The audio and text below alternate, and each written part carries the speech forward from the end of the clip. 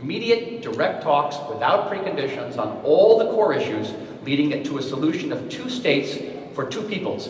A Palestinian state living side by side with the nation state of the Jewish people, the state of Israel. Let's turn our attention north for a few minutes to Syria. As the fighting continues there, and the toll just rises, and it's just an awful thing, we've seen Israeli focus some additional military resources on the Golan Heights. How concerned are you that the violence in Syria spills into Israel? Well, there has been some spillover. We've had mortar shells just firing yesterday. They aren't necessarily aimed at us. They may be aimed at rebel forces that are aligned along the border. Our major concern there, again, is watching for chemical weapons and other game-changing weaponry that could pass from the hands of Syria into the hands of Hezbollah and other terrorist groups. And we're watching that very carefully. As I mentioned earlier, we have a red line, and we will keep that red line, I assure you.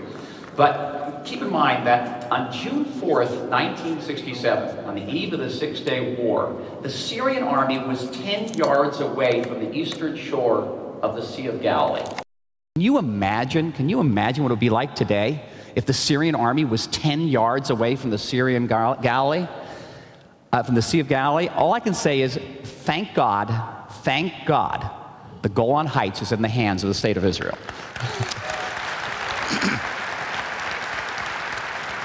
Let me ask you one more about Syria, and specifically reports that Hezbollah and Iran have put forces on the ground there to help the regime. What do you see for the future of Syria and Israel's northern border there and the role of Iran?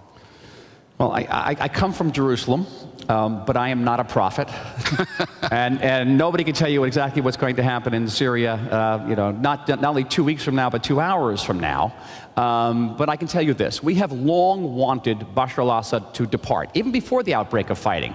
His father, Hafez al-Assad, was ruthless but somehow responsible and predictable. His son is ruthless and reckless. He helped with Iran, helped provide 70,000 rockets to Hezbollah.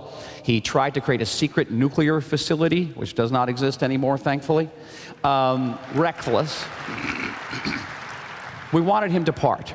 I think that his departure, and may it be quick, will deal a tremendous blow to Iran, a tremendous blow to Hezbollah, and that will be not only for the benefit of Israel, but for the entire region and the world. One more on Iran that's really interesting and that everybody's watching very closely, although I'm not sure necessarily why, and that's the election in Iran this summer. It's not exactly like Democrats are going to come, galloping to the rescue there. What are you watching? What are you keeping your eye on? What do you expect to see out of this process that they've got, as dynamic as the society is?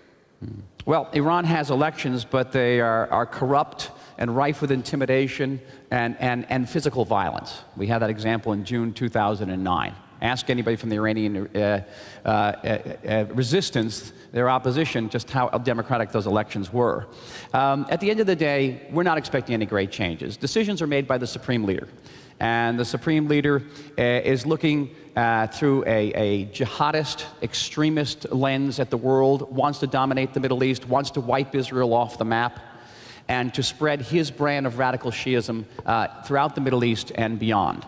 And so we don't see the elections as a milestone in Iranian foreign policy. We think they will continue to try to deceive the West, try to expand their nuclear program, to put it underground, to install more advanced centrifuges, and get to the point where they can achieve the linkage between the most radical ideology and the most devastating weapons in the world. Mr. Ambassador, we're almost out of time here, but last one on sort of the relationship, the U.S.-Israeli relationship. What are you doing? What do you think is most important for this community to do to continue to strengthen the U.S.-Israeli relationship at this stage? Well, first of all, continue doing what you do, because what you do is so deeply appreciated by all the people of Israel. Go out to your communities and bring the message. Bring out the message that there is one country in the Middle East that is militarily and economically robust, that has an army, again, which is one of the largest armies in the world, which has never known a second of non-democratic rule. Puts us in a very small group, along with the United States, Canada, New Zealand, Australia. Never known a second of non-democratic rule, and a country which is unequivocally, unabashedly, unreservedly pro-American.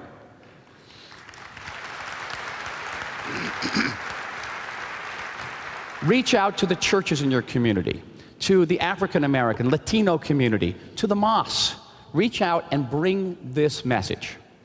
But in addition to that, next time you have a vacation, know that there's a country that has fabulous beaches, world-class food, mountains, deserts, 3,000 years of spiritual and cultural history, and it's a country that belongs to you in the way that no other country in the world can belong to you. You don't even need a passport, and you don't even need a visa.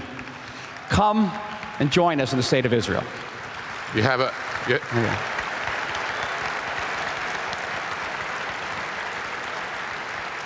I'll really test your diplomatic skills here. You have a favorite beach, a favorite place to go? Oh, they're all See, wonderful. I knew. They're all wonderful. Mr. Ambassador, thank you very much for your time. Thank you, Appreciate Frank. it. Bye-bye. Thank you all. Thank you, sir. Bye-bye.